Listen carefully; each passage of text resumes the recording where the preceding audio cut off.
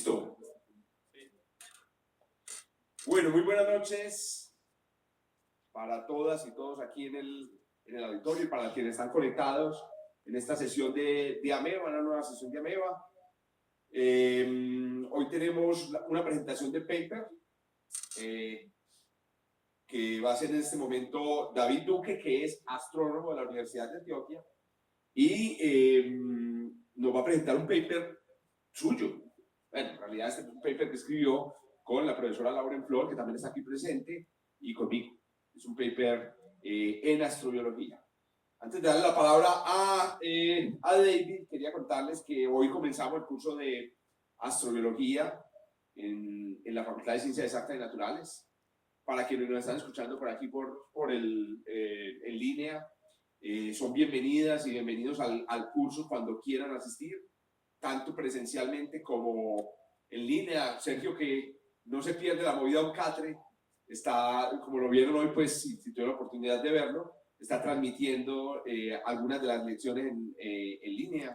Este próximo jueves vamos a tener una sesión, un panelcito muy chévere sobre lo último en guarachas en astrobiología y el futuro de la astrobiología, incluyendo, por ejemplo, el efecto que tiene la inteligencia artificial, así que no falten. Si son estudiantes de la Facultad de Ciencias Exactas y Naturales, pueden matricular el curso como el curso electivo en biología o en astronomía, como un curso por fuera de la carrera. ¿Por qué menciono esto? Lo menciono porque dentro del curso, para dinamizar un poco estas presentaciones de papers en Ameba, hemos incluido un estímulo para los estudiantes que digamos que están en el curso, de modo que puedan presentar entonces un paper o revisar uno de los papers que presentamos aquí en el club de revistas. Entonces, Don David, bienvenido, hermano. Mucho gusto y me alegra mucho estar en este espacio. Yo estaba en Ameba desde hace muchos años. Claro, de toda la vida también, claro. Y me alegra pues mucho poder contribuir ya con la investigación en la astrobiología. Yo les vengo a presentar un trabajo que pues, bueno, este artículo es fruto de un trabajo que estoy haciendo con Jorge y con Lauren, y nosotros lo que estábamos buscando era mirar si es posible, mirar como qué posibilidades tiene la inteligencia artificial para ayudar en la búsqueda de biofirmas. Entonces, la manera que encontramos como de primera es como entrenar o mirar si se puede clasificar planetas como interesantes o no interesantes en términos astrobiológicos, para luego poder seguir estudiándolos con más detalle. Y ahí creemos que la inteligencia artificial que aprende a partir de datos puede ser una muy buena estrategia para tener, entre comillas, un buen ojo al momento de seleccionar un planeta.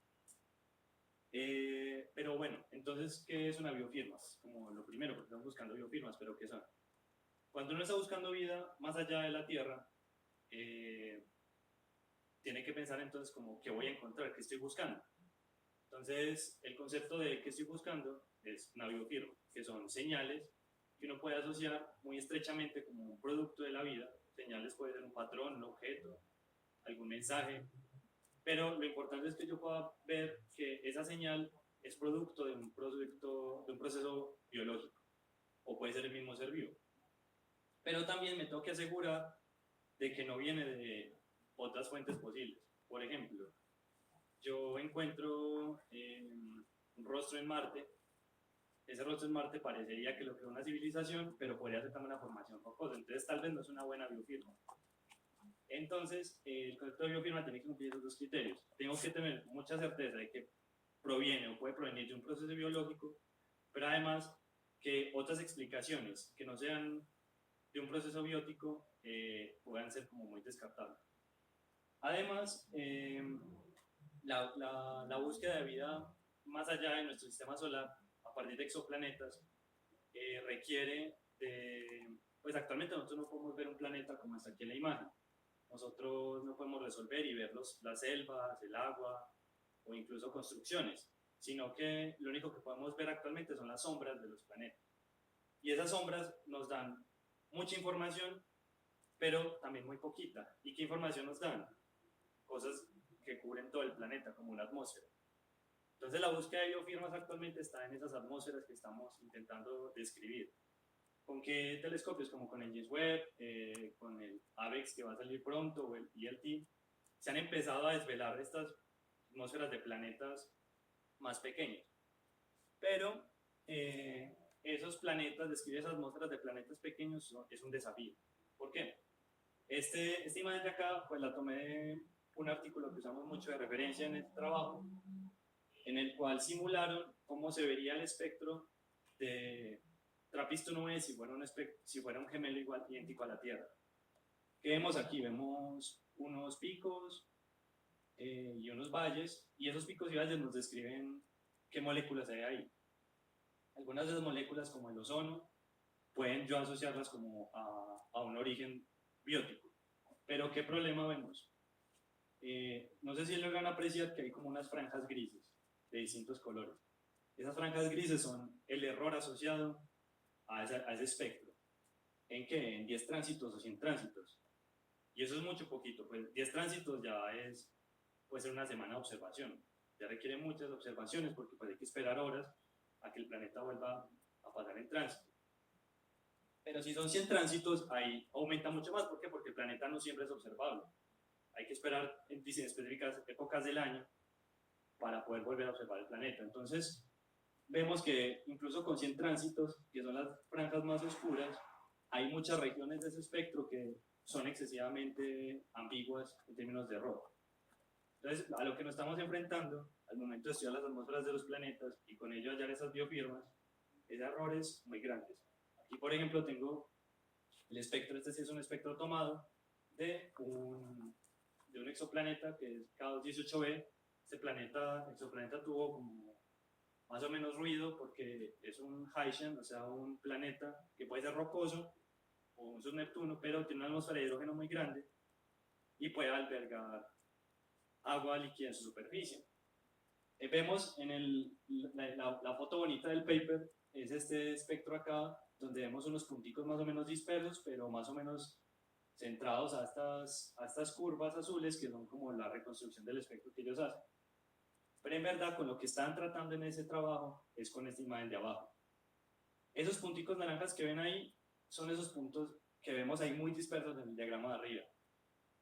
Y los azules son el resto de información que ellos omitieron en términos, pues para mostrar lo que hicieron, porque si ponen todos estos puntos y líneas en la imagen de arriba no se va a ver nada. Pero entonces en verdad vemos acá espectros muy, muy dispersos, un montón de puntos arriba y abajo con líneas de error muy grandes, y uno como de ahí rescata que hay ahí metano, que hay ahí dimetilsulfuro o que hay dióxido de carbono. Es un problema muy grave. Por otro lado, hay otro problema que empieza a emerger, como que se empezó a decir como, esto hay que ponerle cuidado, y es a la contaminación estelar. La contaminación estelar se debe a que las estrellas no son homogéneas, no siempre brillan igual en toda su superficie. Ellas tienen manchas y fáculas que hacen que algunas zonas sean más brillantes y otras menos, y el proceso de hacer un tránsito requiere que yo sepa cómo es la estrella antes de empezar el tránsito y cómo es después. Pero si la estrella en cierto momento antes de observar el tránsito yo la veo de cierta forma y luego al momento del tránsito giro un poco y yo encuentro que ahora tiene más manchas, la información que yo voy a tener de la estrella va a ser distinta. ¿Y qué problema tengo? Que yo estoy asumiendo que la información que estoy viendo distinta a la estrella que tomé antes del tránsito es por el planeta. Entonces le estoy asociando información de la estrella al planeta y eso me va a impedir poder describir con buena certeza qué hay ahí. Entonces, por ejemplo, este gráfico del centro lo que presenta es el porcentaje de cambio que induce la contaminación estelar. Vemos que llega en ciertas regiones hasta el 20% de la profundidad del tránsito. Y eso pues varía dependiendo de la sección de longitud de onda que estemos mirando. Pero el gráfico de más a la izquierda o a la derecha, bueno, el de fondo con las barritas, lo que nos está presentando es, ahí hay una lista de moléculas, ahí hay ozono, agua, dióxido de carbono, metano, y ahí, esos puntos de ahí corresponden a la afectación que podría hacer la contaminación estelar. Es decir, yo podría tener un piquito correspondiente al pico del ozono, pero también la contaminación estelar puede subirlo mucho más. Y la información que me puede dar el ozono es esta pequeña franja verde que se ve por acá. Entonces, miren que la contaminación estelar prácticamente está tapando toda la información que yo puedo sacar de ese espectro. Entonces, ¿cómo se está trabajando, cómo están estudiando las atmósferas actualmente? Hay dos enfoques, uno que es como el que estaba ya dado por sentado, el tradicional, que es a partir de métodos bayesianos, que lo que hacen uno es proponer un modelo y dicen, este planeta puede tener estas moléculas y la atmósfera puede ser así, y lo que se hace es explorar cuál es la combinación o cuál es el valor de esos parámetros que mejor explica el espectro que estoy observando. ¿Qué problema tiene eso? Que este método es extremadamente costoso en términos computacionales. Uno puede tardar horas o días calculando cuál es la mejor probabilidad para esa combinación. Pero entonces yo puedo proponer otra combinación de moléculas y volver a evaluar cuánto probable es que esa combinación me responda y cuáles serían las combinaciones. Y tendría que demorarme mucho más. Entonces, esto lo que hace es impedir, por ejemplo, explorar muchas moléculas a la vez. Por otro lado, el Machine Learning ha surgido como una alternativa mucho más rápida porque uno entra en un algoritmo con configuración que uno quiere y luego ya puede evaluar todos los aspectos que quiera en segundos y tener ya la información de cuál es la distribución más probable. Pero también se han usado para, por ejemplo, en vez de yo tener y calcular un modelo físico, por ejemplo, de presiones y temperaturas, o calcular pues como el espectro, como la información de que absorbe la luz, yo puedo directamente ponerme a entrenar una inteligencia artificial que por datos ya entrenados es capaz de generar ese perfil de presión y temperatura, por ejemplo.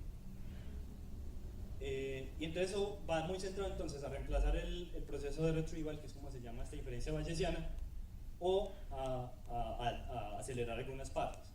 Pero hay un aspecto que no se ha explorado mucho, al menos en la búsqueda que hicimos, y es sugerir moléculas.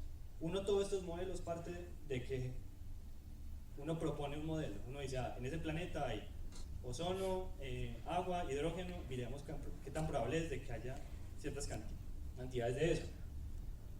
Pero podríamos también tener una perspectiva de, yo no sé qué hay, dígame qué hay, para yo ponerme a armar mi modelo. Además,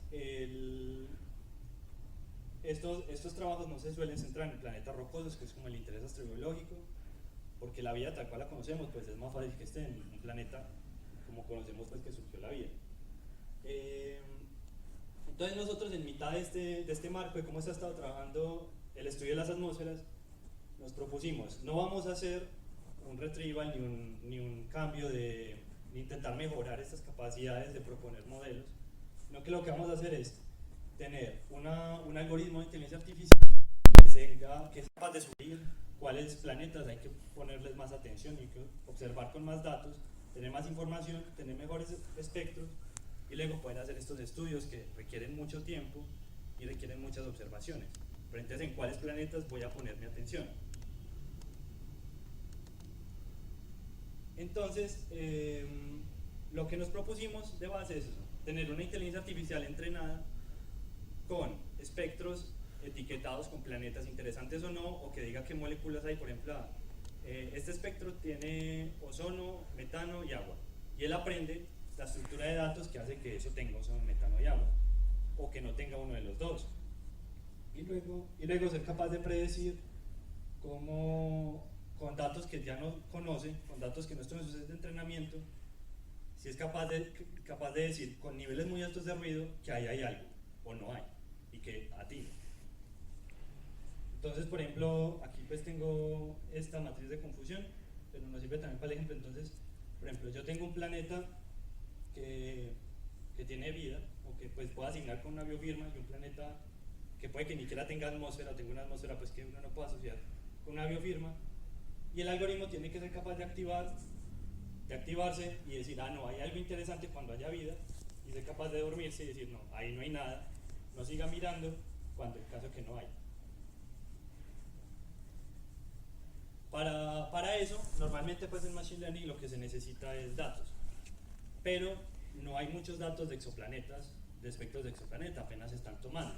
Y además hay mucha incertidumbre con ellos porque, pues, como les comento, hay mucho error en ellos. Entonces lo que se suele hacer es generar datos sintéticos. Pero la ley de generar datos sintéticos suficientemente robustos, variados y que pues puedan validarse como con más o menos un espectro que uno vaya a tomar. Entonces este es el diagrama pues más complejo que tengo en la presentación, pero pues voy a enviarlos más o menos. Entonces, ¿qué hicimos? Generar gemelos de TRAPPIST-1e. ¿Por qué hicimos con TRAPPIST-1e? Porque es como el planeta que se suele estudiar para comparar cómo sería la detectabilidad de vida desde la Tierra. Y lo entrenamos en muchas variedades de temperaturas, pues en rangos muy grandes, de hecho pues 400 grados, 400 Kelvin y 200 Kelvin es un planeta muy frío, muy caliente, pero la idea es que aprendiera a manejar como que variedades de temperaturas. También lo entrenamos en un rango de longitud de onda correspondiente a un instrumento del James Webb y generamos datos de planetas sin atmósfera, planetas con una atmósfera de fondo de dióxido de carbono y nitrógeno, y ya planetas que además de esa atmósfera de fondo puedan tener biofirmas u otras moléculas. En este caso nosotros escogimos metano y ozono como biofirmas o gases biogénicos. ¿Por qué? Porque además de que los estudios muestran que son como las primeras moléculas que todavía no son detectables, pero las primeras que podríamos empezar a detectar, estas biofirmas juntas suelen ser muy robustas. ¿Por qué digo juntas? Porque ellas de forma individual no son, o sea, son sólidas, pero no lo suficiente. Pero no lo suficiente. Por ejemplo, el metano puede ser producido por otros mecanismos que no sean la vida. Por ejemplo, en los mares se puede producir en interacción con rocas o por volcanes, o puede ya estar directamente en la atmósfera de un planeta que tenga un equilibrio químico pues, reductante. Lo mismo el ozono. El ozono puede ser generado, por ejemplo, por la fotólisis del agua. Bueno, no, el oxígeno que produce el ozono puede ser producido por la fotólisis del agua. O sea, en la atmósfera, un planeta que tuvo un efecto invernadero muy fuerte, puede ser Venus, se evaporó todos sus mares, hay un montón de vapor de agua en la atmósfera y una estrella con mucha actividad puede entonces empezar a desarmar esos átomos de hidrógeno y esos átomos de hidrógeno y oxígeno y el hidrógeno va a escaparse y quedar el oxígeno ahí atrapado y decir, ah, no, es que ahí esa atmósfera tiene oxígeno, hay plantas que están generando vida. Perdón, plantas que están generando ese oxígeno. Pero si hay dióxido de carbono, ozono y metano, ahí juntos quiere decir que ese planeta está en desequilibrio químico. ¿Y qué implica el desequilibrio químico? Implica que constantemente estas moléculas están reaccionando, se están desarmando en cosas que permiten el equilibrio, y hay algo entonces que está haciendo que esas moléculas vuelvan a aparecer en esas cantidades tan altas que están detectándose en la atmósfera. Entonces ahí yo sí puedo decir, hay algo, y lo más probable ahí, porque los procesos que conocemos no generan tanta cantidad de estas moléculas, fuera de lo geológico que uno conoce, que está produciendo esas moléculas. Aparte, también pues metimos el agua como una molécula de control, como una molécula para evaluar, el agua está afectando los espectros o no. ¿Qué tan sensibles son estos algoritmos a moléculas que no están en su rango de interés? Y haciendo esas mezclas de moléculas y temperaturas generamos 2200 espectros. Pero esos 2200 espectros se incrementan porque por un lado le añadimos contaminación estelar. Generamos una diferencia de distintos niveles de contaminación estelar, de niveles distintos, con distintas combinaciones de fáculas y manchas. Y esos 2188 espectros se convierten en 21880. Además, esos espectros son limpios, son muy bien comportados, directamente lo que debería absorber la molécula se ve ahí. Pero como los instrumentos tienen ruido, simulamos diferentes niveles de ruido. La distribución señal-ruido me dice, por ejemplo, en una relación señal-ruido de 1, el ruido mide lo mismo que mide mi señal. Es el ruido que tengo, o sea que prácticamente no puedo recuperar información de ahí. Y entonces hicimos distintas cantidades, buscando que fueran siempre bajitas, y fuimos entrando en estos algoritmos con distinta combinación de estos espectros. Aquí les tengo un ejemplo que también está en el artículo, de cómo se vería más o menos un espectro de los que generamos. El espectro, él no conoce cuando se le entra la información que hay ahí, ozono, metano, agua. Lo único que ve es esta sombra gris. Pero pues aquí lo que les quería mostrar es que, por ejemplo, el ozono Miren que ahí, aunque tiene un nivel de 10 a la menos 8, que es más o menos el nivel en la superficie terrestre de ozono, es prácticamente indetectable, porque está tapado por esas líneas de dióxido de carbono y agua. Entonces, ¿cómo sería posible detectar esos niveles? Y así con otras combinaciones. Por ejemplo, miren que el agua y el metano están solapadas en muchos rangos. Sumado a eso, que simplemente por estar solapados ya uno puede decir no, ahí hay o no hay que añadir el ruido. Ahí está representado en esta barra de error de allá. Esa barra de error representa distintos niveles de señal ruido y representa pues un sigma de ese ruido gaussiano que agregamos. Miren que una señal ruido de 3, que no es la peor que hay, ya básicamente puede desaparecer cualquiera de las líneas de allá abajo. ¿Por qué? Porque ese tamaño es el que está aplicado durante todo el espectro. No es como que aquí sea menos ruido, sino que es igual el ruido en todo el espectro. Entonces aquí también agregamos unos ejemplos directamente de cómo se ven los espectros que tuvo que aprender a clasificar nuestros algoritmos. Aquí vemos 3 espectros, un amarillo, uno rojo y uno azul. Y hay el amarillo también no se ve mucho, en la roja se ve una pequeña lineecita, ahí en el centro del espectro. Esa línea tiene algunos picos y valles, y esa es la información que en verdad tiene que recuperar y saber qué hay ahí. O sea, esa es la información que tiene del espectro, lo quería saber. Pero lo que está viendo el clasificador es toda esa dispersión de puntos. Y tiene que ser capaz de inferir que ahí hay metano, hay ozono, hay agua, que aquí se ve pues los distintos niveles de estas concentraciones en estos ejemplos. Aparte, está la contaminación estelar. En el gráfico de las 3 columnas, en la columna del medio, vemos cómo sería un espectro con contaminación estelar. Vemos que los 3 espectros parecen iguales, pero es porque hay una contaminación estelar que está tapando, en verdad, la información. El espectro que en verdad estaba antes de la contaminación y el ruido son los de la izquierda. Entonces vemos que, por ejemplo, una línea recta prácticamente es igual a un planeta con dióxido de carbono y nitrógeno. Entonces, ¿cómo lidiamos con eso? Porque, ¿cómo hacemos para quitar esa contaminación estelar y lidiar con ese ruido? Entonces buscamos una arquitectura o un método que se llaman autoencoders. Los autoencoders son un tipo de arquitectura de red neuronal en el que se aprende a comprimir la información. Es decir, yo le entro, el espectro tiene, por ejemplo, 200 datos. Tiene que aprender a reducir esos 200 datos en un vector de 20 puntos y que esos 20 puntos luego me permitan a mí rearmar mi espectro. Entonces él aprendiendo a reducir esa información a 20 puntos y luego reconstruirlo, aprende a quitar el ruido. Entonces esto es un autoencoder, esto es un ejemplo de las reconstrucciones que podía hacer. Entonces, por ejemplo, vemos un espectro de un planeta sin atmósfera, cómo estaba, cuál es el que entra, que es el rojo, y la reconstrucción que es azul. Y vemos que es casi idéntica a lo que tenía que hacer. De igual manera, por ejemplo, miren esta fila 3, ahí hay un pequeño piquito de ozono. Miren que si comparamos ese piquito de ozono con el de dióxido de carbono es prácticamente la misma señal. Tiene una pequeña como doble información ahí, pues como un poquito más gruesa la línea, y ese es el ozono haciendo el efecto ahí. Pero aún así el espectro, pese al ruido que tiene, es capaz de reconstruirlo, nuestro autoencoder. Miren que ahí se aparece la línea de ozono en el de abajo y en el de arriba no, y también es capaz de identificar el metano. Entonces una vez teníamos estos espectros limpios, ya lo que nos interesaba era clasificarlos. Entonces el algoritmo que encontramos como mejor para clasificar, porque pues se usaba mucho en la literatura, es como fácil de implementar, es robusto ante el ruido, son los random forest.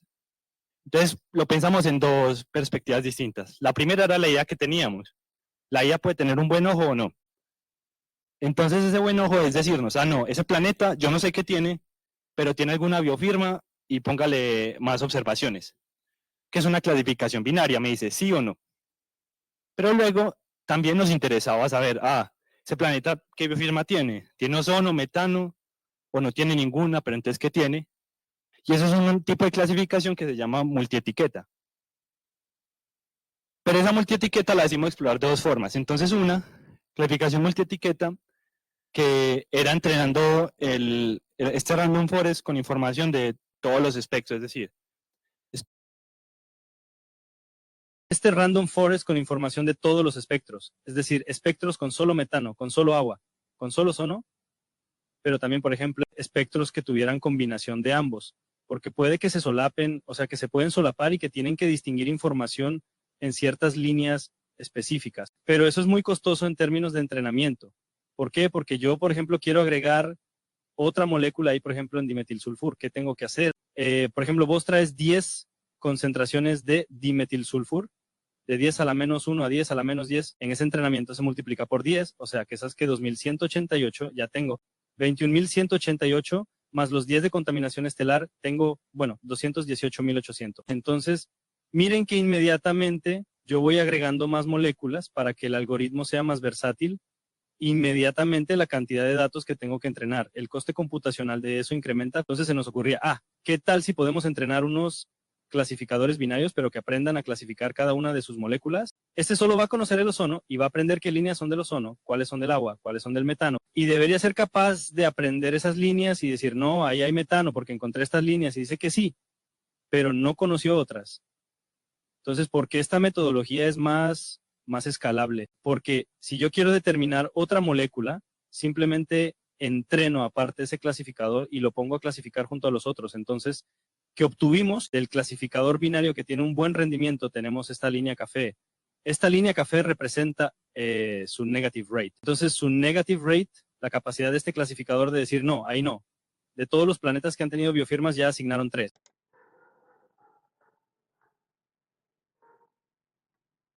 Vieron en uno de los ejemplos atrás que era capaz de decir, no, el 90% de esos planetas no tiene. Ya otras métricas como el RICOT, que es la capacidad de decir cuáles sí tienen, de los que sí hay. Vemos que de igual manera pues presenta un comportamiento decente, ya desde un SNR de 3, cerca del punto 8. Esta franja representa como el mínimo rendimiento que esperábamos, porque de abajo de punto 6 es como si estuviera adivinando, o sea, da lo mismo ponerme a observar planetas al azar a ponerlos a mi clasificador. En cambio, ya cuando va subiendo en estas métricas, ya va mostrando que tiene las capacidades de ayudar a ahorrar tiempo y encontrar planetas que pueden ser valiosos. Por otro lado, tenemos estos resultados de y etiquetas. El de la izquierda, que es este de acá, que es el clasificador que nos muestra informaciones. De todas las combinaciones de espectros, vemos que tiene rendimientos un poquito inferiores, porque ahora tenía una tarea más complicada, y era adivinar el Q ahí en el cuadro, pero la métrica que nos interesaba más, que es la profundidad, es esta métrica negra que tiene como un café más oscuro que le llamamos forecast. The equilibrio RICOT, que quiere decir, el planeta tenía ozono y metano a la vez, y él fue capaz de decir, ahí hay ozono y metano simultáneamente. Así estaban. Entonces, ¿esto qué quiere decir? Que es capaz de encontrar una asociación de moléculas que es mucho más sólida como biofirma, igual el resto de métricas, y lo logra con una señal ruido muy decente. Por otro lado, los clasificadores que fueron entrenados de forma independiente, vemos que esta línea más oscura, que es la de la biofirma más fuerte, vemos que en general no logra buenos rendimientos. O sea que el algoritmo no es capaz de saber cuando hay metano y ozono a la vez. Las de uno pueden estar tapando las del otro. Y esto nos habla pues del rendimiento. Sin embargo, hay muchas métricas que se logran tener buenas. Por el ejemplo, el True Negative Rate, que también es bastante alto. Pero miren que yo les estaba hablando de señal ruido, y esa señal ruido al final como en qué se traduce, porque lo que nos interesa es ver cuánto tiempo me voy a demorar observando ese planeta para poder tener información suficiente. Entonces lo que hicimos fue calcular con un simulador de ruido del James Webb para el NIRSPEC cuántos tránsitos corresponde a la señal ruido, y esto es lo que representa este gráfico. Esa línea negra representa, por ejemplo, para una señal ruido de 2, más o menos necesito 5 tránsitos. Y así. La línea parece exponencial, pero en verdad es porque eso está en escala logarítmica. En verdad tiene una forma de raíz cuadrada. O sea, por ejemplo, yo tengo una señal ruido de 2, quiero duplicar mi señal ruido, entonces tengo que hacer el cuádruple de tránsitos, paso de 5 a 20. Y anteriores nos permite verlos como una función de un grupo general de la clasificación, pero esas clasificaciones incluso son, por ejemplo, de planetas con 10 a la menos 1 de ozono. ¿Y qué planeta tiene un 10% de ozono? O sea, ¿qué planeta tiene un 10% de ozono? No. Era importante para el entrenamiento y para ver más o menos en general cómo rinde el algoritmo, pero aquí pues hay como una información enmascarada. En cambio, esta información, que son estas líneas de acá, me dice cuando el algoritmo dejó de adivinar esa concentración, es decir, un planeta con 10 a la menos 7 de ozono empezó a tener más del 60% de las veces clasificaciones correctas, por ejemplo, con un SNR5 para el clasificador multietiqueta. O por ejemplo, el metano con un SNR3 ya era capaz de clasificar más del 60%, 10 a la menos 6 de metano, que ya son cantidades que son más cercanas a las terrestres. De hecho, son más o menos los niveles terrestres, son un poquito más bajitos. Entonces ahí lo que vemos es que la clasificación de metano de 10 a la menos 7 es un nivel muy bajito y se logra pues aunque en tránsitos entre 20 y 50, en lo que uno estudia en literatura de estos modelos de recuperación bayesiana que no dicen pues, no buscan como decir qué hay, pero en la distribución de probabilidad hay un punto en que uno dice, ay, sí hay algo. Pero la distribución de probabilidad en un inicio, mientras más ruido haya, pues va como dando una distribución uniforme que uno no sabe si hay o no hay. En un punto ya hay suficiente evidencia para decir que si hay una concentración, no sabemos de cuánto, y ese punto se logra con 200 tránsitos. Cambia aquí con 60 tránsitos, ya se lograba, con 30, 40 tránsitos, ya se lograba decir, ahí hay metano en un 60% de las veces, o más. Entonces se logra, pues hay una mejoría clara. De igual manera, el metano también se logra más o menos en una cantidad de tránsitos estándar, que es más o menos de 10 a 20 tránsitos. Y además hay que tener en cuenta que estos niveles de metano, que siempre hay un problema con los modelos, porque cada modelo puede ser muy distinto. Por ejemplo, los modelos que utilizaban tenían un poquito más de concentración, un orden de magnitud mayor. En vez de ser 10 a la menos 6, era 10 a la menos 5. Pero eso era porque pues, seguramente hacían un modelo fotoquímico y aquí pues era una química libre. Y entonces vemos que en general se logran muy buenos resultados, incluso con menos de 50 tránsitos, lo cual en general es una cantidad de tránsitos que aunque ya se salen un poquito del James Webb, porque ya puede ser algunos meses, sigue siendo una cantidad menor en el peor de los escenarios al que antes estaba, y con las otras clasificaciones son niveles que ya son realizables con misiones del James Webb.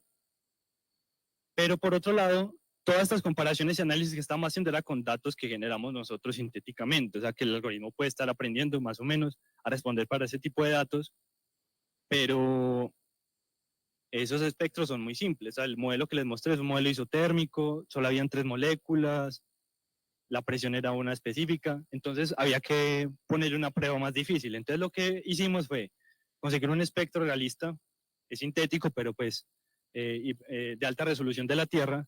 Ese espectro tenía como 20 moléculas, modelos distintos de temperatura, presión, y lo pasamos además por una simulación de observaciones del James Webb, y le pusimos contaminación estelar, y pusimos a nuestros clasificadores a decir, ¿ahí hay algo o no? Entonces aquí pues muestro las métricas. Entonces lo que vemos es que por ahí a partir de 10 tránsitos, muchos de esos clasificadores son capaces de decir, ahí hay algo a niveles, ahí hay algo, porque ya estos niveles son los terrestres, son la simulación de una Tierra gemela observada. Entonces con 10 tránsitos ya era capaz ese algoritmo de decir, ahí hay algo. Y más interesante aún, el Chemical Disequilibrium también estaba muy junto a este conjunto de métricas, de modelos. Pero vemos también como que hay unos modelos que están como resabiados. Y justamente miren que es una misma familia, que son los modelos que especializamos en aprender cómo es cada molécula individualmente. Esos modelos que aprendimos, que entrenamos, miren que no son capaces de lograr clasificar ni siquiera el 60% aún con 100 tránsitos pasados por el James Webb. Esto es porque el algoritmo pues le estamos pidiendo mucho, porque leímos información súper simplificada de solo hay picos de moléculas de ozono, o solo hay picos de metano, solo hay picos de agua. Y además le pusimos un ruido que él no conoce, porque el ruido del James Webb es como el gráfico que les mostré al inicio, que tenía como una variación dependiendo de la longitud de onda. Entonces, esa forma del ruido tan distinta y esa combinación de moléculas mucho más compleja, aquí se muestra que esos algoritmos no fueron capaces de manejarlo. Aún así, vemos muy buenos desempeños y pues de verdad pues es como que en vez de 100 tránsitos para yo pasar y detectar ozono, aquí lo estoy detectando en esta simulación en 10. El 60% de las veces, pero miren que logro luego con 20 tránsitos ya llegar casi al 80. Entonces está mostrando que esta estrategia puede ser muy útil para ahorrar tiempo en el James Webb. Entonces, ¿qué nos queda? Pues como les contaba, esto era una prueba de concepto. Entonces, hay 3 moléculas nomás. Es un tipo de planeta muy específico. Pero entonces nos queda pensar cómo plantear modelos más complejos con una mayor cantidad de moléculas, con datos de contaminación estelar distintos, porque, por ejemplo, dependiendo del tipo de estrella, la contaminación estelar va a afectar de manera diferente. Y aquí la entrenamos con la estrella de TRAPPIST-1. Entonces, si uno entrena con estrellas de mayor radio, aunque sean enanas rojas, no va a poder, pues la contaminación estelar va a comportarse distinto. Entonces, también hay que evaluar eso.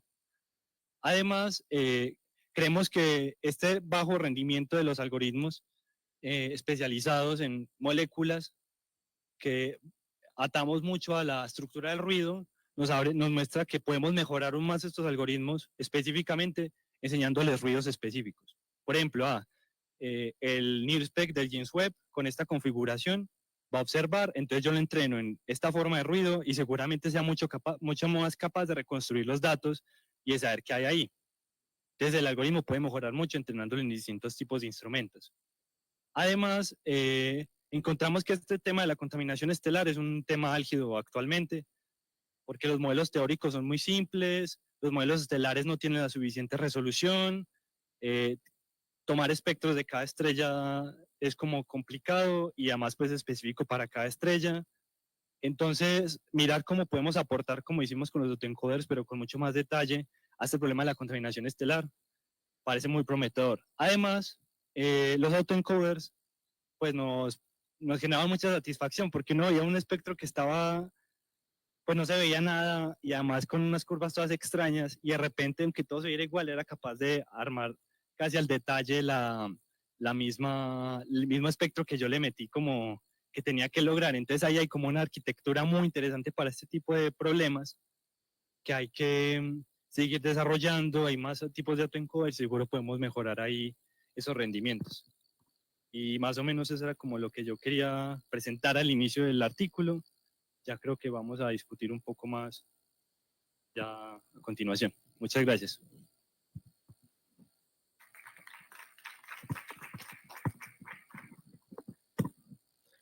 Bueno, muy bien, hay de pronto preguntas sobre lo que nos expuso David, perdón, o planteamientos o problemas que quieran, digamos, lanzar. Adelante.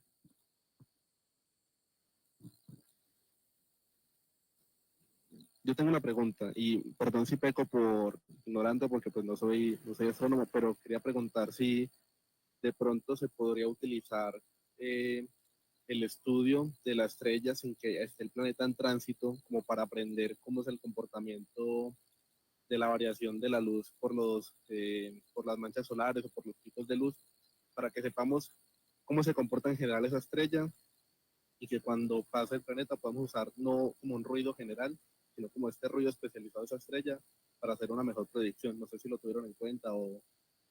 Sí, o sea, uno de los métodos es para lidiar con la contaminación estelar, es asociar con mucho detalle la estrella. De igual manera, pues uno no ve la estrella como el sol que le puede ver las manchas, las báculas, uno está viendo simplemente un puntico que a veces cambia más o menos. Entonces la caracterización igual es muy complicada de hacer y entonces requiere mucho tiempo antes del estudio de la estrella para poder observar ese planeta. Entonces no siempre como que es tan viable ponernos a hacer eso.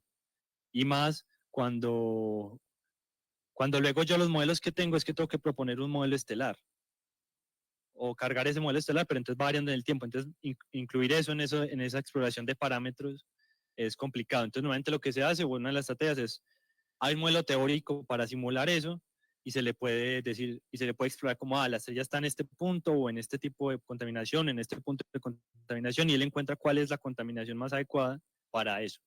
Pero todavía está como muy todavía aumenta mucho la incertidumbre y como les mostraba en los gráficos de antes, este gráfico, es que la cantidad de información que se puede perder es extrema. Miren que hay o sea, la franja verde es lo que es el máximo, la máxima señal que puede hacer ese espectro al tránsito. Y de sobra, la contaminación estelar puede taparla. Entonces, es algo que está generando muchos problemas para poder sacar información de los espectros, además de que muchos espectros no tenían tanto eso en cuenta.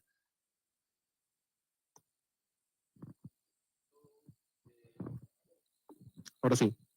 Y de pronto pudieron, o no sé si se sabe qué tanta, por ejemplo, si tengo dos enanas rojas muy similares, ¿cierto? En tamaño. Y yo sé que los datos son limitados, pero no sé si tengamos información de al menos dos estrellas para comparar, cómo vamos a mirar cómo es la contaminación estelar de esta y la contaminación estelar de esta, y mirar si de pronto siendo el mismo tipo podemos construir al menos un modelo general para cada tipo de estrella, o si aún siendo estrellas del mismo tipo y con masa similar varía demasiado la contaminación. Sí varía pues temporalmente mucho, pero o sea, de hecho nosotros lo que tomamos fueron modelos y las fracciones como el rango posible de contaminación eran los rangos posibles para TRAPPIST 1. Sí, o sea, hay un modelo base que tiene en cuenta la temperatura, entonces eso cambia la radiación que emite esa parte de la estrella, entonces eso se suma en cuánto cambia el brillo de la estrella por longitud de onda, y eso se va corroborando con datos, pero eso, cada estrella es muy distinta y además en cada momento es muy diferente. Entonces lo que se hace es agregar ese modelo y decir como, bueno, puede que tenga esta cantidad de contaminación o no, pero eso añade aún más incertidumbre en qué datos estoy recuperando o no, y al final es esta contaminación o es que de verdad hay mucha información de esta molécula. También por otro lado, también hay bases de datos de estrellas en específico, pero esos son como 10 y está como enfocado a eso nomás. Entonces, hay esos enfoques distintos, pero nosotros queremos mirar si podemos con los autoencoders aportar a quitar ese ruido de la contaminación.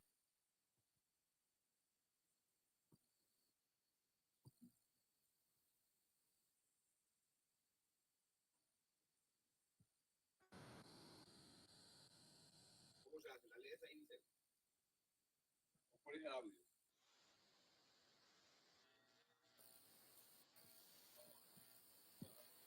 Carlos, habla. Sí, David, para que formule su pregunta o su comentario. David, ¿me escucha? Un momento. Todavía no te ¿Aló? escuchamos, Carlos. ¿David? Un momentico.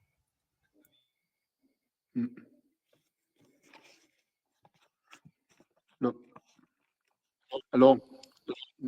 ¿Me escucha, David? Sí. Ah, miren, tengo una preguntita. Es que esta técnica de la búsqueda de biofirmas, pues a través de la observación de tránsitos, aplica para atmósferas como la de la Tierra, que pues, son densas. ¿Cómo aplicar, o sea, cómo utilizar esos modelos en atmósferas menos densas, como por ejemplo las de Marte? Sí, por favor. ¿Puede repetir la pregunta? Es que había...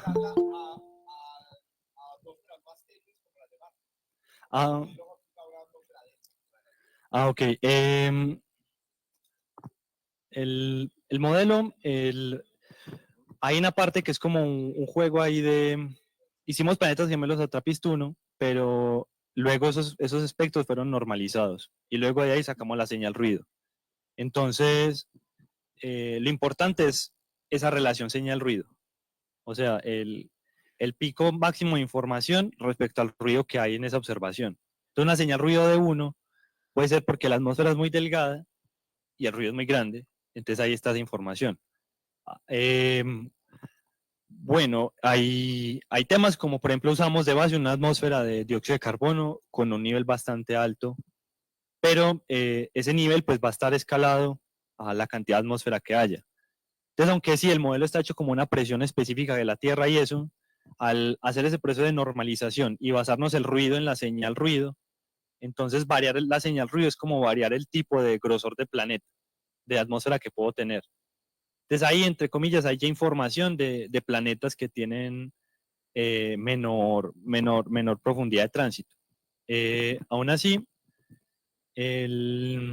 no, eso, ahí está más o menos esa información. Lo que pasa es que tal vez no, en el análisis no está como tan centrado en eso porque nos interesa simplemente es como cuántos planetas se lograron clasificar de todo este conjunto. Pero ahí, en planetas de señal ruido de 1, puede meterse cualquier planeta que cumpla esa condición de tener muy poquita información respecto al ruido que hay. Gracias.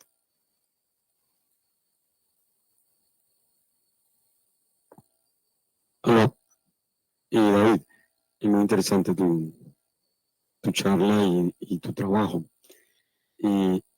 ¿Sería posible, por ejemplo, correr el mismo Machine Learning donde uno tenga, yo sé que estoy pidiendo demasiado, pero por ejemplo, podríamos tener Mercurio, Venus, Tierra y Marte, digámoslo, hasta ahí, y que ese modelo me filtrara solamente Tierra? Me diga, ok, tengo más biosignatures en Tierra y que no me deje, por ejemplo, más en Venus o más en Marte.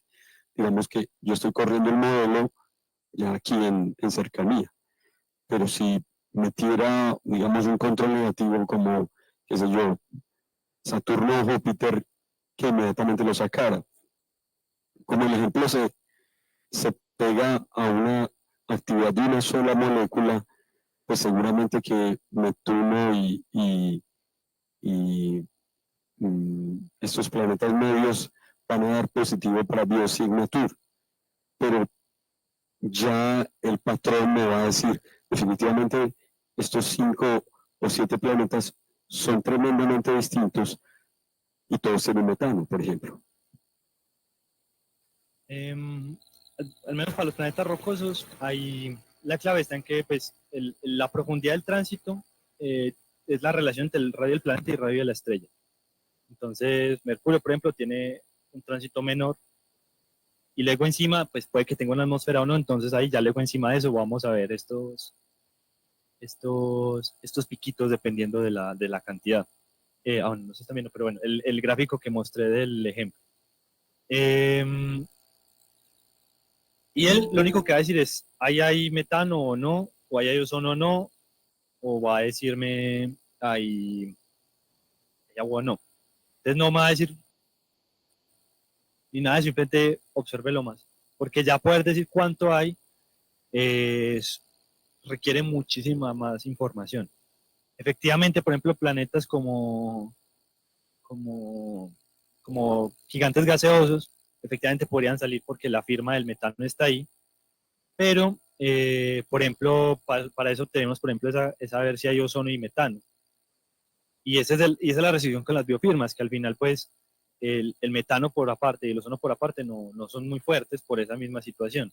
Pero si encuentro las dos, sería muy raro encontrarlo en un planeta gaseoso. Aparte, uno suele tener información extra del planeta antes de hacer la observación, porque ya está caracterizado más o menos el radio, porque ya seguro se hizo algún estudio de tránsito para saber si era un planeta de tal tamaño, entonces ya uno con eso infiere si es un planeta rocoso o no. Pero entonces este trabajo sí está enfocado específicamente en planetas rocosos alrededor de enanas rojas, que son los planetas que pueden ser de más interés, y las enanas rojas, que son las enanas que más información, las estrellas que más información nos permiten recuperar. Pero efectivamente, por ejemplo, seguramente Venus salga como interesante, al menos ahí. Ya luego uno tendría que proponer un modelo cuando tenga más observaciones y darse cuenta que la temperatura de ese planeta, en términos de mol atmosférico, es extremadamente alta. Pero al menos ya hice un primer filtro y descarté cosas que seguramente quitaba tiempo. David, yo te reformulo la pregunta de Mauro o hago una pregunta. Vos sos un extraterrestre, una civilización extraterrestre, estaba observando desde 100 parsecs de la... ¿cuánto es que está Tapis 1? Tapis 1 está como a 50 años luz, algo así, 15 parsecs. Y estás mirando hacia el sistema solar y ves pasar un tránsito a Venus. Corres tu algoritmo. ¿Qué dice? Yo creo que dice que no. Que no, descartado, listo. Porque pues está oxidado, ¿no? Y no tiene ozono. Puro CO2, Venus es puro CO2. Entonces, el algoritmo sería capaz de decir, Ahí no hay nada. siguiente planeta, señor periodista. Sí, Bueno, ahora pasa a Mercurio. ahí dice pelado. Pues no dice nada, pero dice no hay nada, porque se dio cuenta con el autoencoder que es una raya. Y ahora pasa a la Tierra. Bueno, asumiendo que es una enana roja y todas esas cosas, según este último experimento que hicimos, después de observaciones con un James Webb extraterrestre, dice que sí. Bueno, ahí va el primer problema. Cuando empezamos con este tema, perdón, Caliche, yo me extiendo con esto, nos dimos cuenta de una cosa, estamos cagados y con el agua lejos y con las uñas largas, marica, en términos de búsqueda de biofirmas. Yo tenía mucha fe, yo tenía mucha esperanza, pero esto se va a demorar más, compañeras y compañeros. Esta mierda es demasiado difícil. Es que vean el espectro.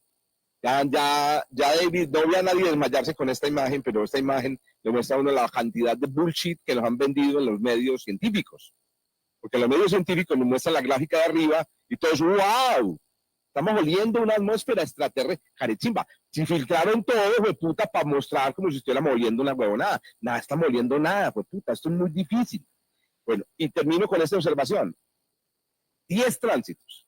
Cuéntenme cuántos años son 10 tránsitos para observar la Tierra. Usted es un extraterrestre que está a 15 parsecs. Necesita ver 10 tránsitos de la Tierra para que el algoritmo de David, que es el mejor que existe, le diga que sí, es interesante, sigue por ahí, nunca cambies. ¿Cierto? ¿Cuánto tiempo se necesita? 10 tránsitos de la Tierra vistos desde a 15 parsecs. ¿Cuánto le calcula más o menos? ¿Cuántos años? Lo que están pensando, 10 años. Se demora un año para volver, Como mínimo, 8 años. porque luego tal vez no es observable. Excelente. Puta, 10 años. ¿Saben cuánto es la vida útil del James Webb? 15 años. Cagados, estamos cagados, muchas llevados del hijo de puta, porque entonces necesitamos 10 tránsitos como para que un algoritmo de inteligencia artificial nos diga, todo bien, parce, por ahí es, pues puta, no vamos a lograrlo. Ahora, tenemos una suerte, y ahí dejo. Trappist 1D se demora 6 días. Entonces, pero ahorita les cuento la otra mala noticia. Pero primero escuchemos aquí a Caliche otra pregunta. Bueno, sí, quiero preguntar, ¿el algoritmo tiene que ser calibrado si las observaciones son de telescopio terrestre o el James Webb? Aquí se parte de que el espectro está ya limpio, pues como tengo esos datos de ahí abajo, lo meto y ya me dice que hay o no hay. Pero además, efectivamente, está entrenado en un rango muy específico de longitud de onda, que es el del NIRSPEC Prism, que son estos rangos de acá y esos cantidad de puntos de ahí. Es esta parte de la izquierda. Entonces, efectivamente, el algoritmo está entrenado para eso. Uno de los intereses que tenemos como para seguir avanzando es, por ejemplo, eso, tenerlo refinadito para cada necesidad, o que alguien pueda al menos entrenarlo así, pero tocaría reentrenar con un punto de datos para ese tipo de información, porque pues dependiendo de la longitud de onda, uno tiene información distinta. O sea, miren, el espectro que yo les presento acá, miren que va de 1 a 5 micrómetros, y por ejemplo aquí hay 2 instrumentos del James Webb, que es el NIRSPEC Prism y luego el MIRI. Entonces, por ejemplo, la información del MIRI pues no entraría en la información para clasificar. ¿Por qué escogimos el NIRSPEC? Porque viendo otros trabajos que dicen como si tuviéramos esa pregunta, observar la Tierra en otra parte, ¿qué encontraríamos? Y encuentran que el mejor instrumento es este, para encontrar ese tipo de moléculas, porque da más información, incluso solo dedicándome a diciéndole el MIRI, no lo toque, dedíquese todo el tiempo a observar con el NIRSPEC. Entonces, pues eso fue, pero sí, efectivamente, para esto, él está entrenado específicamente de manejar esa cantidad de longitud de onda. Lo que sí, y lo que nos pareció interesante es que pese a entrenarlo con un ruido gaussiano, que es un ruido pues como homogéneo en todas partes, igual, logró, cuando ya lo pusimos a clasificar espectros con el ruido del James Webb, que son evaluaciones con ese ruido, igualmente logra tener unos desempeños decentes. Entonces, igualmente sí podría al menos no entrenarse con un ruido específico, pero sí tocan en el rango de longitud de onda que uno desee. David, yo me imagino muchas veces el experimento de Stanley Miller, porque son básicamente 2 moléculas, agua y CO2, Y mi imaginación va a cuántos de esos exoplanetas tienen agua y CO2, ¿no? Porque pues a partir de ahí tendría yo muchos experimentos, ¿sí? Simplemente lo que necesito es una descarga eléctrica y quizás un poquito de metano y ya puedo formar cientos de moléculas orgánicas precursoras de vida, ¿sí? ¿Qué tan posible es hacer ese rastreo de esas tres simples biosignaturas? Yo sé que es muy difícil mirar una descarga eléctrica, es un sueño, pero si tengo agua y CO2 y hay algún tipo de actividad geológica o algún tipo de movimiento atmosférico, no me imagino cuál, como para poder decir, definitivamente aquí se están formando biomoléculas, ¿qué tan posible es eso? Ahí entra en juego estos otros clasificadores que pensábamos que no simplemente dijeran ahí hay algo interesante o no, sino que me dijeran ahí hay agua y no hay agua, ahí hay ozono y no hay metano. Y eso está pues en este gráfico que les mostraba del análisis entre el número de tránsitos y el SNR. Entonces ahí el agua, por ejemplo, tiene una señal extremadamente débil. Aquí la cantidad que estoy mostrando, que es con un SNR2, se logra 10 a la menos 4 de agua. Y 10 a la menos 6 ya es un niveles prebióticos de metano. Entonces, al menos en este modelo simple, se podría detectar eso con más o menos 10 tránsitos, supuestamente. Al menos es capaz de decir en un 60% de los planetas como mínimo, ahí seguramente es un poquito más, pero más o menos un 60% de los planetas, o sea, ya no estoy adivinando que ahí hay metano y hay agua.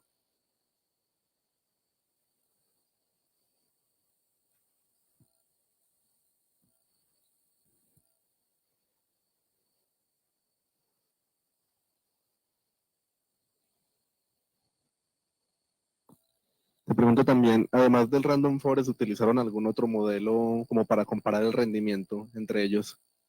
Eh, Ahí ya de forma menos rigurosa y no como primera exploración.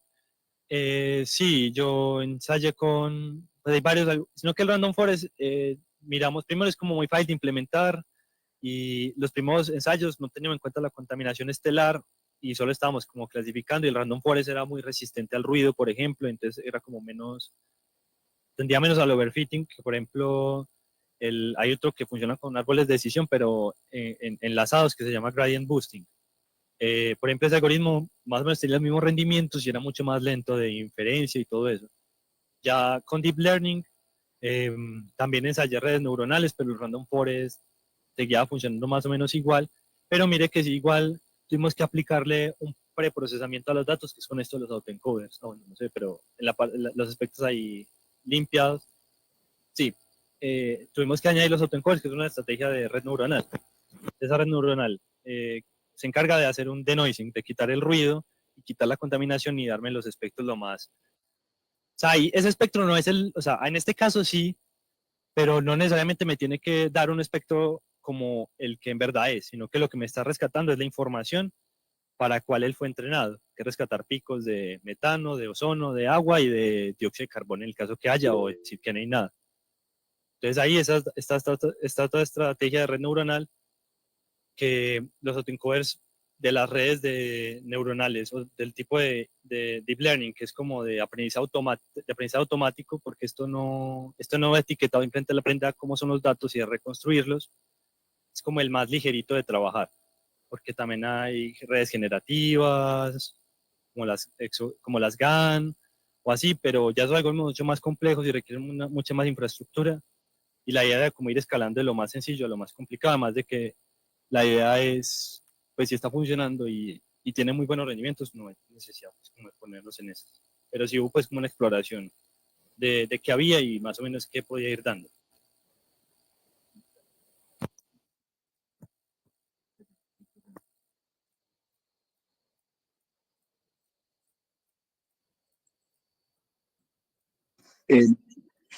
Sí, ¿me escucha David?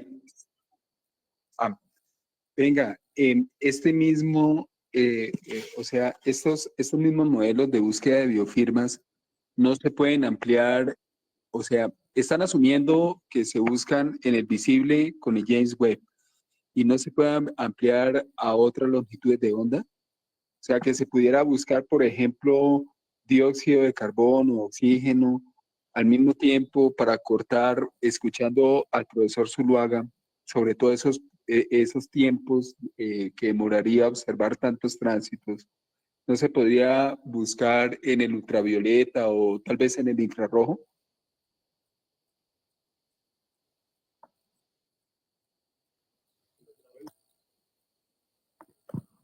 Ok, sino Buscar en otra longitud de onda. ok, sí, pues habría que entrenarlo. Igual los instrumentos tienen una sensibilidad y hay unas moléculas que brillan más, bueno, voy a decir brillan ahí, tapan más o absorben más en otras longitudes. Por ejemplo, el ozono, perdón, el oxígeno en el infrarrojo no da nada. Entonces, por eso tampoco lo tuvimos ahí en cuenta, porque la información que podía dar era muy poquita incluso para la cantidad de oxígeno que hay en la Tierra, que ya es una cantidad enorme. Pero, por ejemplo, en el ultravioleta ya absorbe más, ¿cierto? O en longitud de onda más corta. Entonces, si depende de la longitud de onda, y tener en cuenta pues qué instrumento está observando y qué tipo de datos tiene, si se puede entrenar ahí y podría dar información. De igual manera, no sabría cuánto se puede extrapolar, pero yo creería que pues si los picos son más o menos de la misma intensidad y eso, se podría cambiar de longitud de onda y tener otra información. Lo que pasa es que estas moléculas, al menos como con lo estudiado y con los instrumentos que tenemos, donde más se pueden observar es en estos rangos de longitud de onda que escogimos. Imagínense un dato curioso. En el último ciclo de propuestas del JWST, se recibieron 2.377 propuestas de observación. Una propuesta de observación del JWST puede tener como que le entreguen a uno por ahí unos 15 horas de observación. Usted tiene 15 horas para usar el JWST, fue puta, tremendo de todas maneras, qué juguete, que le entreguen a uno 15 horas de juguete, una chimba. ¿Cuál es el problema? El problema es que el tránsito dura un par de horas y el siguiente a las 6 días. Entonces, cagada. Si te entregan el JWST por 15 horas, solo es un tránsito. Pero también montar un programa de observación, donde tengas varias observaciones. Entonces, el dato era 2.377 propuestas, de las cuales recibieron 240. Eso se llama oversubscription, es decir, que hay más propuestas que las que aceptan, ¿cierto? Es como AMEA, aquí hay más solicitudes de entrada que las personas que realmente estamos aquí. Bueno, es que no. AMEA no está oversubscribed. La Universidad de Antioquia está oversubscribed, ¿no? ¿Cuántos se presentan al examen de admisión? 34.000 nos cuenta por aquí. Nos cuenta, ¿no es qué es? Yailin, qué pena con Yailin, no, es que siempre pienso en el otro nombre, me da pena decirlo. Yailin nos cuenta que fueron 34.000 el año pasado. ¿Y solamente pasan cuántos? 4.000 o 5.000. Entonces la Universidad de Antioquia está oversubscribed por un factor de 6-1, por ejemplo. Eso es 6-1, ¿perdón? Entonces son 6-1. El James Webb está oversubscribed 9-1. 9-1. Entonces, ¿qué sucede? Tenemos un problema bien serio en términos de disponibilidad del James Webb. Otra vez está el problema de que la gente quiere utilizarlo para otras cosas, yo no sé por qué. Cuando el James Webb solamente debería estar utilizando para buscar vida, ¿no? Yo no sé para qué quieren utilizarlo para galaxias y esas mierdas y esas áreas de la astrofísica no vale la pena. La que vale la pena es la astrofísica. Es que no. Claro, es que hay un montón de gente compitiendo por el mismo tiempo. Bueno, entonces cierro diciendo lo siguiente, cierro diciendo que de verdad necesitamos alternativas a las observaciones tradicionales que buscan, como decía ahorita David, hacer el retrieval. Dado el espectro, ese espectro puerco que nos mostró, sacar de ahí cuánto CO2, cuánto ozono hay. No, necesitamos una alternativa que es la inteligencia artificial. Pero es que ni la inteligencia artificial lo está alcanzando. O sea, David y en el paper nosotros pues dijimos, bueno, esto va a ser muy positivo para la investigación, pero yo cada día estoy más pesimista. Y entonces ahora pienso en lo siguiente, y para que hagas un comentario sobre esto. Yo espero que las civilizaciones que hay en la galaxia tengan el mismo problema. Marica, ¿qué tal que no? estos hijueputas que que tuvieran ventaja, que tuvieran más telescopios o que tuvieran menos oversubscription. ¿No será que de pronto eso puede resolver la pregunta de Fermi? ¿Cierto? ¿Por qué estamos solos? Porque todos tienen un telescopio súper ocupado, apenas están descubriendo la inteligencia artificial y no hay manera de saber si aquí hay algo. Miran hacia el sistema solar, ven un tránsito que llaman Sol B, Sol C, y dicen, parce, yo no veo nada, présteme más telescopio. ¿No será que estamos en un problema? Pueden estar ellos en un problema también parecido. Sí.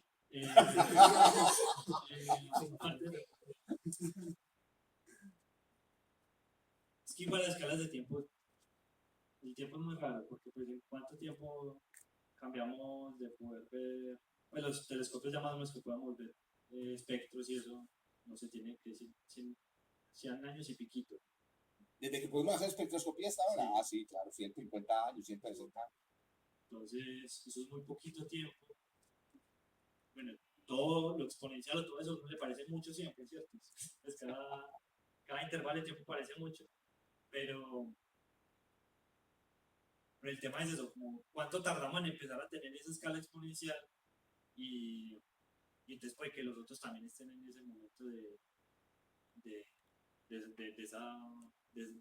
aún alcanzar ese momento exponencial para empezar a desarrollar. El crecimiento tecnológico no es lineal, ni queda es como que todos vayan para el mismo lado. Entonces es muy complejo como, pues además como tal vez tenemos nosotros privilegio de tener ojos, por ejemplo, para poder luego darnos cuenta que podíamos observar algo más, qué tal si solo otra civilización escuchaba cosas así. Entonces hay muchos factores ahí como en qué acceso a información podemos tener como en cada momento de la historia. Y eso también tiene vínculos biológicos también. Hay otra cosa en la que somos muy desafortunados, que veamos en el visible. Realmente es una desgracia para buscar vida. Porque resulta que las biofirmas, como lo respondiste ahorita se me olvidó, estoy envejeciendo muchas. Las biofirmas producen las huellas más significativas en infrarrojo. Yo me imagino que en TRAPPIST, si hay una civilización tecnológica, pues ven el infrarrojo, porque está alrededor de una enana roja, entonces deben ver el infrarrojo. O sea que ellos desarrollaron la tecnología infrarroja hace mucho. Y entonces ellos, por ejemplo, para ellos ver en el infrarrojo debe ser eso, deben llevar siglos viendo el infrarrojo y entonces está papeado. Todos los telescopios que ellos tienen son infrarrojos. Entonces, claro que es una desgracia también ver el infrarrojo, porque es que el infrarrojo no llega hasta la superficie de los planetas que tienen vapor de agua. Entonces me los imagino todos limitados, todos tercermundistas, pues ese término tan gordo, tan horrible, digamos todos limitados, digamos tapados, metidos debajo de su atmósfera, pero sin poder hacer astronomía hasta que tuvieron viajes espaciales y pudieron sacar los telescopios por encima. Por lo menos nosotros tenemos aficionados aquí en la Tierra que pueden ver el visible porque la atmósfera es transparente al visible, pero en TRAPPIST uno ve la atmósfera debe ser opaca al infrarrojo. Bueno, esta cosa que no sé si, perdón, no lo mencionaste, pero no sé si todos cayeron en cuenta de una cosa, y es que la inteligencia artificial, a ver si nos das un comentario sobre esto, Andrew, David, la inteligencia artificial, los algoritmos de inteligencia artificial siempre han estado asociados a, usted dispone de grandes volúmenes de información, se los entrega a estos algoritmos y estos algoritmos aprenden. Pero marica, ¿cómo está haciendo esa inteligencia artificial, weón? Si no hemos descubierto el primer planeta con biofirmas.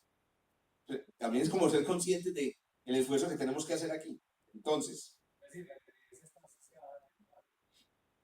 la inteligencia no tiene datos. ¿Cómo estamos entrenando modelos de inteligencia artificial si no existen datos? Sí, efectivamente, pero todos estamos así con todo, porque igual los modelos, pues un espectro, estas líneas así, pero las líneas que de Chaos 18b, por ejemplo, ese espectro que está ahí diciendo ese es un espectro que se inventaron, que tampoco nunca ha visto nadie un espectro ni medio eso. O sea, son modelos que se proponen. Claro, pero ellos están haciendo un solo análisis. Pero vos aquí estás entrenando un algoritmo para que reconozca un patrón pero es que no, ¿sí me entiendes? Es como si le fuéramos a enseñar a hablar a un algoritmo en balleno y no tenemos ballenos, ¿cierto? No tenemos conversaciones en balleno. Sí, Entonces, hay la duda de la validación. bueno, a propósito de tenemos conversaciones en balleno. ¿Cuándo van a hacer el algoritmo generativo de Kant? ¡Hey! Es un proyecto interesante.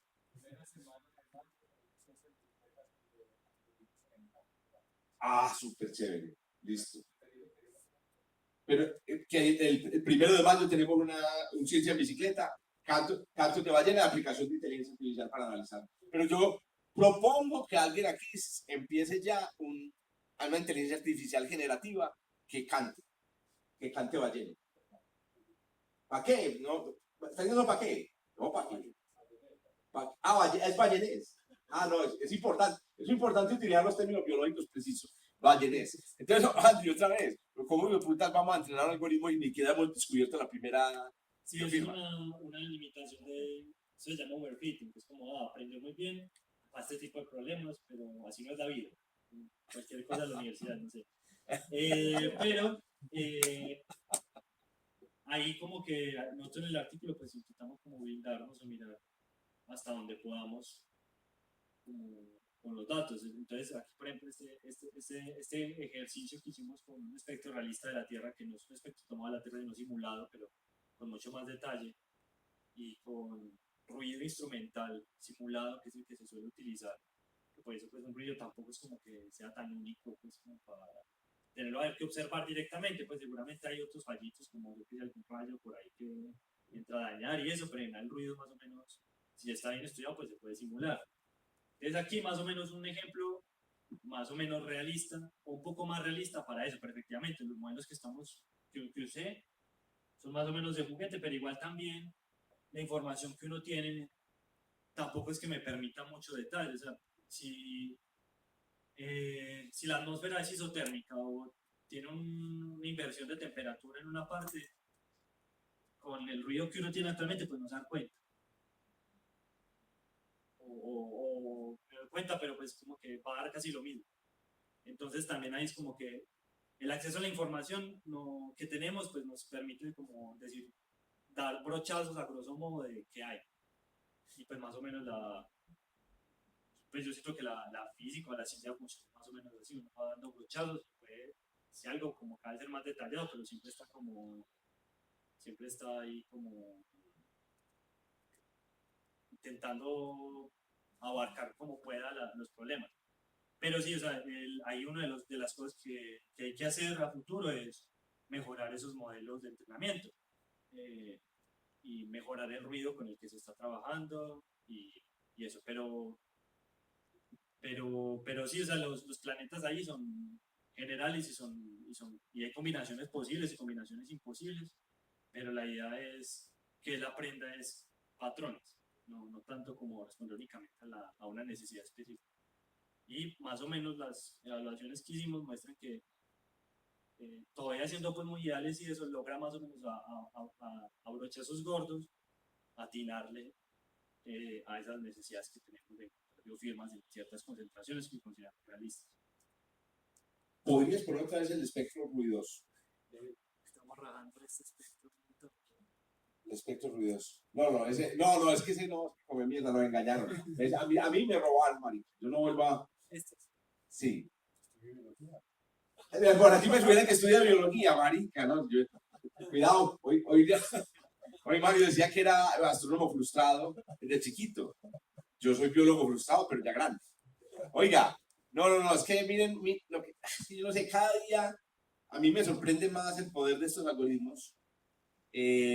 Pues claro, digamos, el boom de la sorpresa vino con el hecho de que aprendieron a hablar como en 8 días, cuando uno se demora como ciertos 5 años para decir unas cosas con sentido. Ellos aprendieron a hablar en 8 días, los algoritmos generativos. Es que miren esa porquería de espectros arriba, pues los amarillo, rojo y azul. ¿Cuál de esos tiene biofirmas? Todos, pero ahí la gracia era mostrar que los puntos sean exactamente iguales, aunque haya concentraciones que son imposibles de encontrar. Exacto. O sea, a mí siempre, este será el diagrama que para mí es el más significativo y el más sorprendente, que haya un algoritmo que diga, hay algo interesante en todos los punticos rojos. Vamos a ver algo interesante, marica, yo no veo ahí nada interesante. Y ahí es donde yo digo, quienes hicieron el análisis con Kepler 18b, la pregunta es, ¿por qué no desde el principio hicieron esto? O sea, ¿para qué es un full retrieval? En una señal hiper ruidosa, pensando que de pronto podés verla a través de técnicas que el cerebro humano pueda procesar o el cerebro humano pueda entender cuando se lo podemos encargar todo completamente a las máquinas. Yo me imagino que si entrenáramos, ahí otra idea de Pepe. Andate para el espectro criticado, que no nos esté escuchando los autores, nos disculpamos con los autores, nunca van a hablar esta huevonada, ¿cierto? Pero ese, ¿cierto? Este es el famoso, perdón, no es Kepler, es K2 porque es de la segunda fase. Este es el famoso del dimetilsulfuro. Sí, ahí está la línea por ahí, 3.5, ahí está la línea. Correcto. Esa banda, Sí, esa banda. ¿cierto? No pasa. Mejor la inteligencia artificial, o sea, que detecte algo en medio de eso. Entonces, el paper es, ¿por qué no hacemos un algoritmo para detectar dimetilsulfuro en... tú dices que esto es un haitiano, en haitianos. Siguiente paper de David, detección de dimetilsulfuro en haitianos. Creas 28 millones de espectros y lo mejor es que lo podemos aplicar a uno de verdad, que ya sabemos que o sospechamos que tiene dimetilsulfuro. Pues, no, pues, porque no he hecho ni clases a veces. Creo que hay modelos que dicen que puede ser de magma caliente cubierto. Mejor aún, el paper tuyo va a decir, ahí no hay dimetilsulfuro, ¿cierto? Y entonces va a decir, los engañaron, les robaron los platillos. Y la otra pregunta es que tú tiras la Tierra, que tiene millones de moléculas en ese mar que yo voy a filtrar, contra un espectro de longitud de onda que apenas me va a tirar 2 o 3, ¿no? Entonces es un contraste terrible.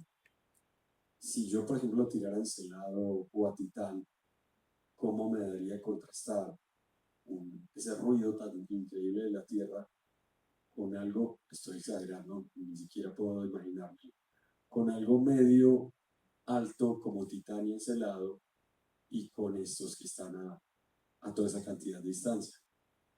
¿Qué tal la inteligencia artificial, perdón, haría ahí ese filtrado de esos 3 puntos? Igual, o sea, el espectro de la Tierra no es el de la Tierra, sino que es como si Trappist 1 estuviera cubierto con la Tierra, o sea que ya es un planeta así lejos y con un montón de ruido, aunque Trappist 1 es de los sistemas que mejor señal ruido tienen, que es como de 5, pero de los mejores señal ruido para pues, planetas rocosos. Es que igual ahí hay un tema que hay que mirar, igual lo probamos como con agua, pero no hay tantas moléculas, entonces ¿qué tal si otras moléculas vienen a interferir, a solaparse con estas biofirmas que estamos teniendo y no estamos teniendo en cuenta? Entonces ahí primero está eso, pero al tomar por lo menos el espectro de la Tierra, que hay otras moléculas, pero es que también estaba fácil porque, bueno, este es el espectro de la Tierra. Hay otras moléculas, hay otras moléculas, pero pues no aportan nada en términos de información para el nivel de ruido que uno tiene. O sea, uno solo alcanza a ver ese pico grande de ahí, este piquito, cerca un poquito este. Entonces ahí hay mucha información que no se logra captar. Claro, hay mucha información de otras moléculas en otras longitudes de onda. El tema es qué instrumentos tenemos para observarlas y si esos instrumentos tienen suficiente sensibilidad o son muy ruidosos. Por ejemplo, miren que esta región de acá tiene un ruido más o menos pues, bajito, pero el ruido de aquella longitud de onda larga son mucho más grandes. Entonces también ahí es como que moléculas que tal vez yo no pueda detectar en cuenta porque todavía la capacidad instrumental no está para ello.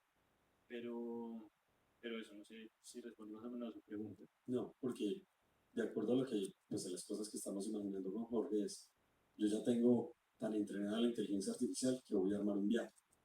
Entonces dice, sabe que vayamos primero a Encelado hacia Titán, porque ya estamos seguros que las moléculas que queremos encontrar en Trappist o en otros están ya allí.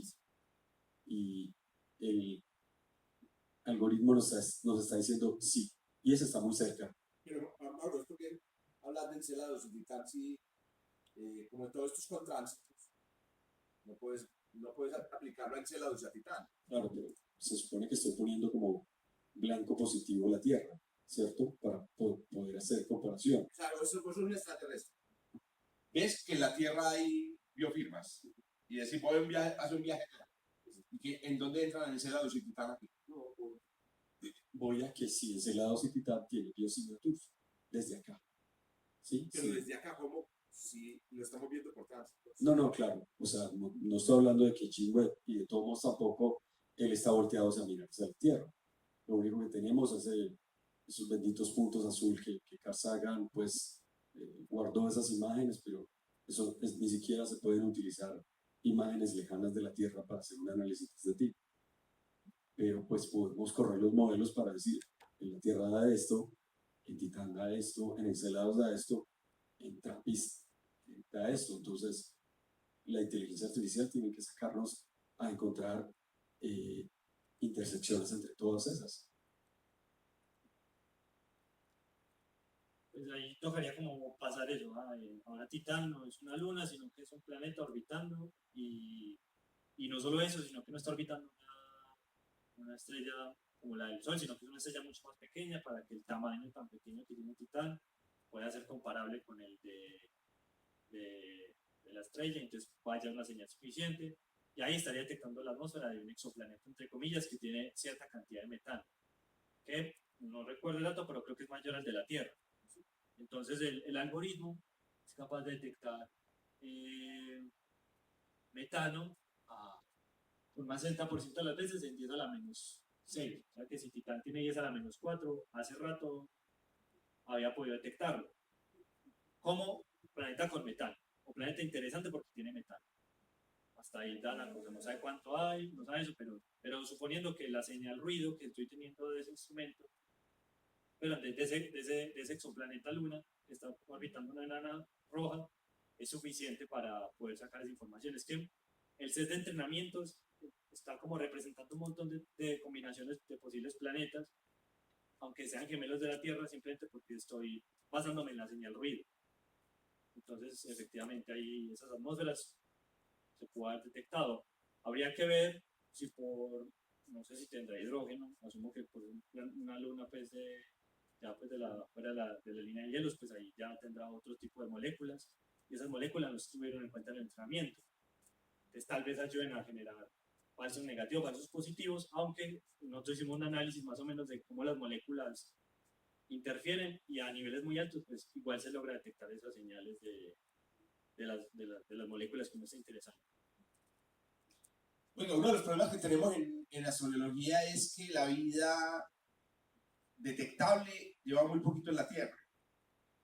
Cuando digo detectable, pues grandes modificaciones de la biosfera solo se produjeron después de que, no sé, los organismos vivos poblaran la Tierra.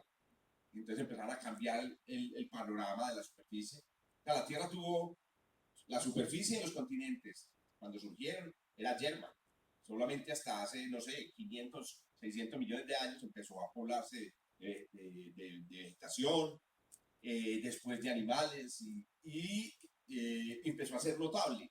Entonces, ¿qué sucede? El problema que tenemos en la astrobiología es que de toda la historia de la Tierra, solo un pedacito ha sido detectable. O sea, ya pasaron por aquí los James Webb extraterrestres y no vieron ni mierda. No, allá voy. Allá voy. Otra idea de Paper Daily para que la saquemos ahí con Laura. Pues, ¿qué fracción de los 3.800 millones de años en donde la vida estaba en la Tierra es detectable con un random forest y 5 tránsitos? ¿Cierto? Adivine, porque uno siempre escribe un paper, uno nunca escribe un paper si no tiene la respuesta, si una adivinanza la respuesta, ponerla en el astro. Adivine pues, o adivine no, David, sino que base en tu experiencia, con 5 tránsitos, que haya sido capaz un David Duke extraterrestre de decir, la Tierra era interesante, ¿cuánto tiempo? Pues el metano es como la molécula que más ha estado presente en todo momento. A veces ha disminuido, pero en general el metano pues, suele tener niveles altos, incluso llegó creo que hasta 10 a la menos 4, 10 a la menos 3 en algún momento. Que muchos, ¿no? No, 5 tránsitos, pues al menos ni siquiera con ese algoritmo, pues casi nunca. Pero 10 tránsitos, por ejemplo, al menos por metano, una gran parte de eso, aunque sería prebiótico, pues mucha parte, o metano no me está diciendo nada. Y es tránsito entonces.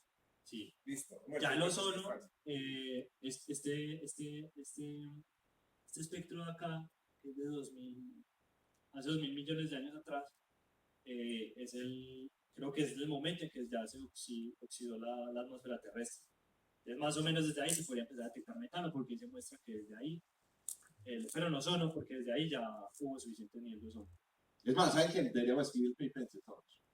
Porque resulta que David escribió un paquete de software para hacer esto. Y en el curso de astrobiología vamos a enseñar a usar. Incluye a los profesores, pues. Hay que educar a los profesores también. Entonces, vamos a usar el software. Lo podemos hacer como un ejercicio.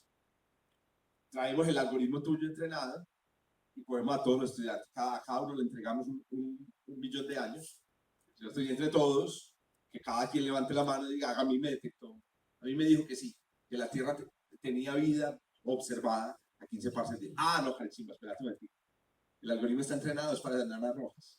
Urgente, es urgente, David, que entrenemos esta huevonada para planetarlo de estrellas como el Sol. Entonces hablemos de eso. ¿Por qué no estrellas como el Sol? ¿Por qué el trabajo se hizo con estrellas, con enanas rojas? Es porque o sea, el método de detección es el tránsito. Entonces, un tránsito, incluso en enanas rojas, incluso detectar un planeta más fácil, porque incluso en enanas amarillas no sé cuántos planetas habrán detectado, pero asumo que menos que de rayos pequeños. Lo que pasa es que entonces el tránsito se basa en, yo creo que el gráfico, el tránsito se basa en cuánta luz de la estrella es capaz de tapar el planeta. Y eso es un área, pues como está muy lejos, uno no ve un disco, pero asumamos que hay un disco y el planeta está tapando un pedazo de ese disco. Entonces, ¿cómo hago para que el planeta destaque más? Tape más disco. O que el planeta sea muy grande, o que la estrella sea muy pequeña. Como no estamos buscando gigantes gaseosos, sino que estamos buscando planetas rocosos, que son pequeños ya, entonces tengo que hacer que la estrella sea lo más pequeña posible. Y las estrellas más pequeñas que hay, por el momento, pues como que se han observado, por ejemplo, una es Trappist-1. Entonces por eso nos centramos ahí, porque es como a mediano plazo, no sé si a largo incluso, los planetas que podemos detectar muy bien van a estar alrededor de estrellas muy pequeñas. Porque ya en planetas en estrellas como el Sol, yo no voy a ver casi nada porque el planeta es una mosquita que va a bajar un poquito y no voy a tener casi señal, y sumados un montón de ruido, entonces ahí menos.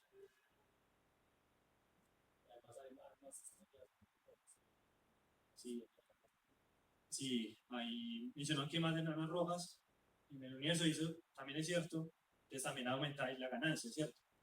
Hay un problema grande, y es que esas enanas tienen un momento mientras están llegando a ser estrellas de la secuencia principal, tienen un momento de vida loca que pues muy seguramente destruyen las atmósferas primarias que tengan esos planetas. Entonces, de hecho, se piensa que estos planetas de Trappist-1, todos perdieron casi toda el agua en cierto momento. Y ya hay modelos que quizá puede que no hayan perdido toda y sería suficiente, porque pueden que sean planetas con densidades muy bajas, o sea que son planetas más tipo hielo, entonces tienden a tener más agua, entonces no la perdieron toda. Pero entonces hay una ganancia en que puedo observar más, pero son estrellas menos amistosas para la vida, pues, porque emiten mucha radiación.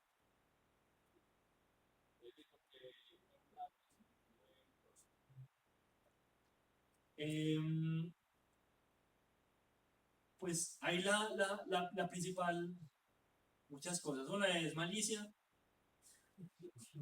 y es que es un sistema y un planeta que se estudia más actualmente y está más ahí.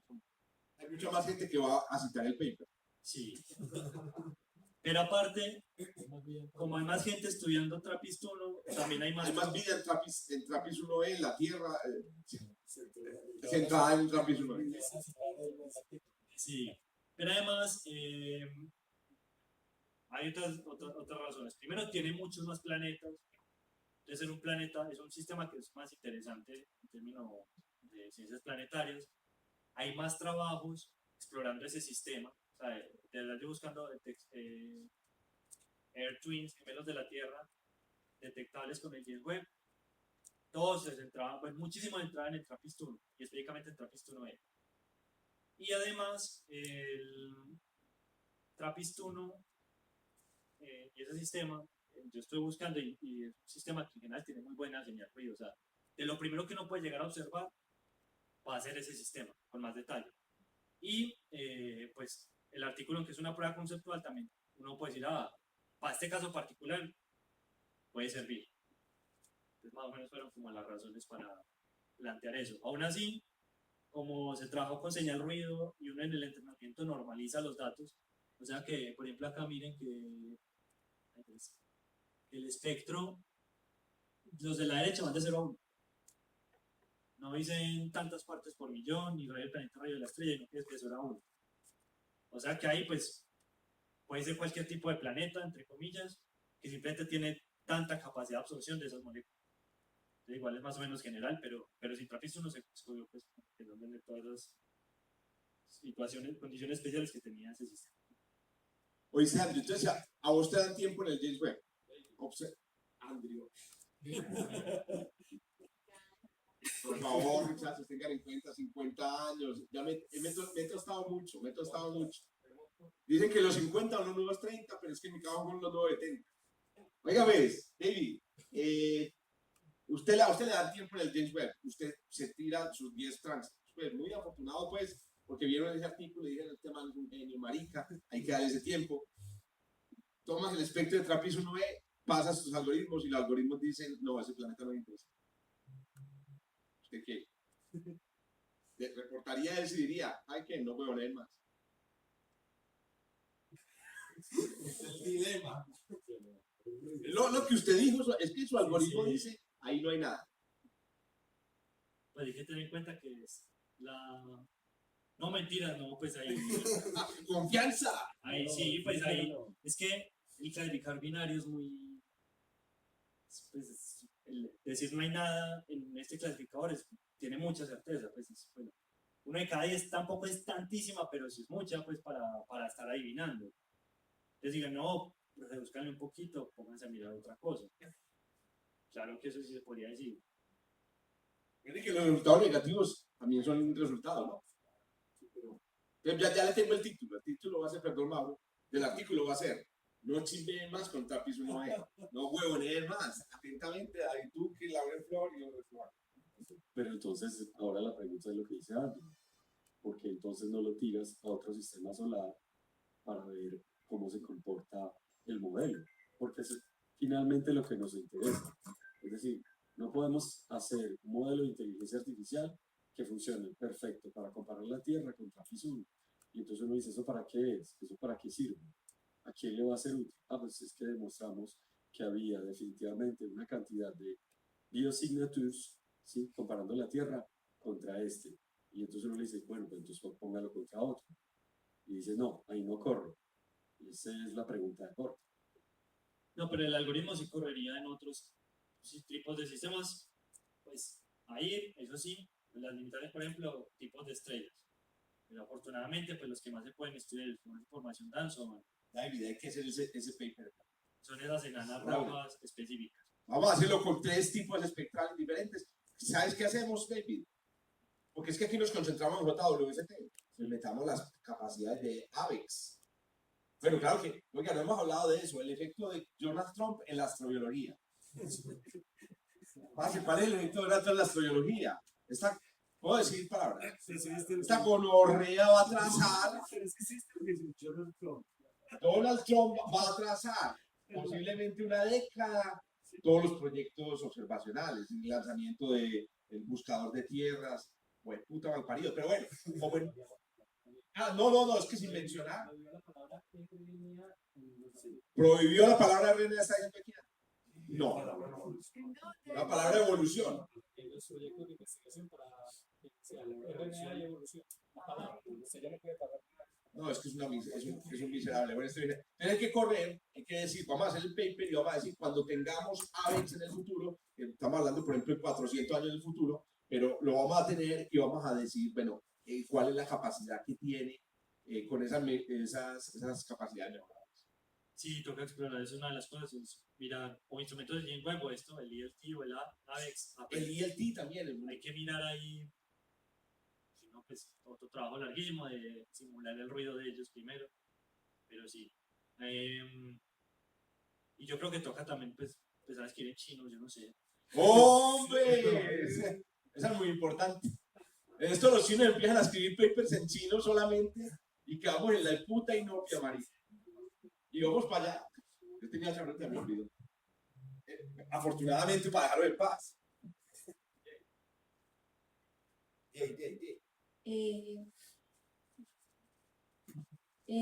Yo tenía la pregunta de que si el ciclo solar afecta mucho en los resultados que tú obtienes de los tránsitos. Sí, porque pues hay momentos en que hay más manchas solares o menos, entonces ahí la contaminación estelar va a afectar lo que uno pueda observar. Entonces ahí es una de las mitigaciones que intentamos hacer con estos autoencoders. Pero efectivamente, eso es uno de los grandes problemas actualmente en el estudio de los espectros del planeta. Porque en general se piensa que todos están muy contaminados porque pues, las estrellas no se podía suponer que eran visitas perfectas. Entonces, efectivamente ahí pone un desafío y, bueno, yo no enfaticé mucho en eso, pero ven que hay unas líneas, pero también hay unas franjas.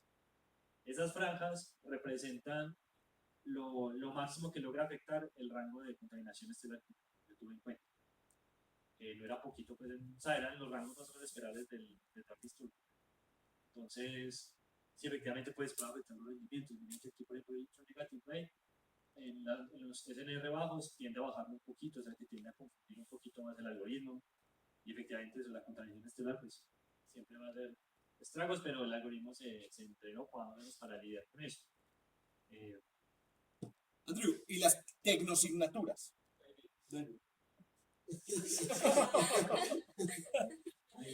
Jorge preguntó por las tecnosignatures. Es algo también que estoy interesado.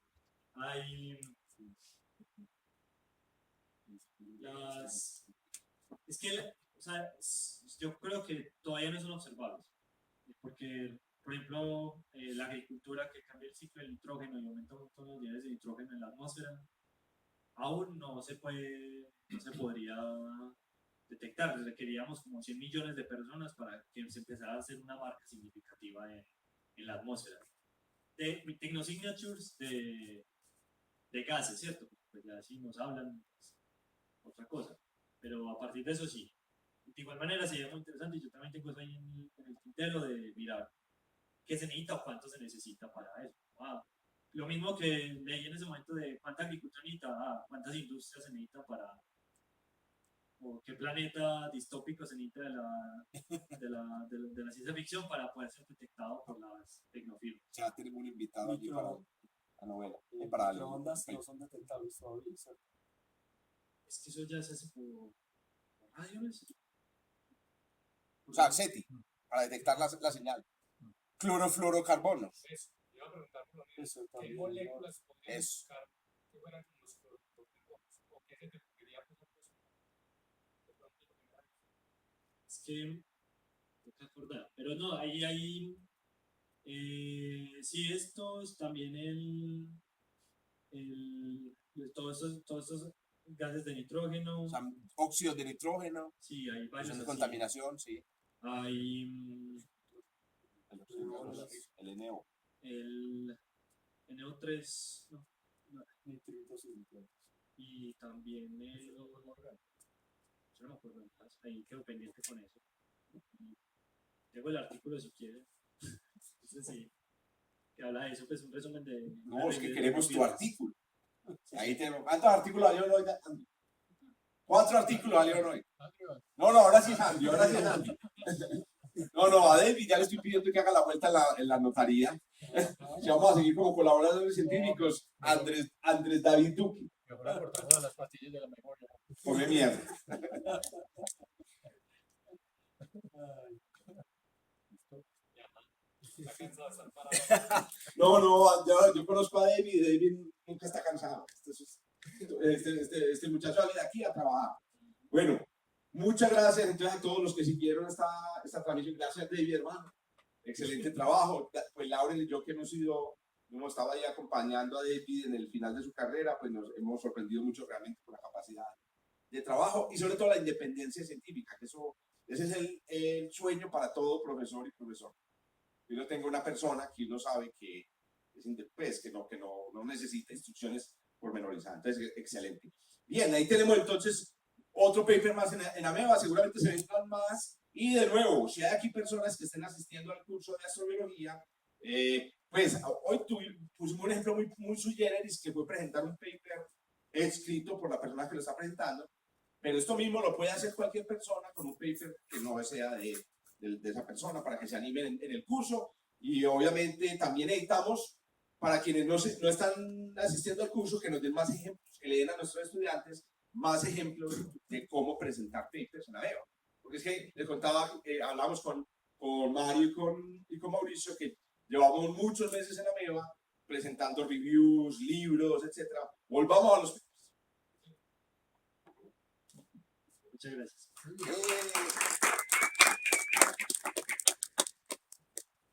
Compañeros y compañeras que están en Meet,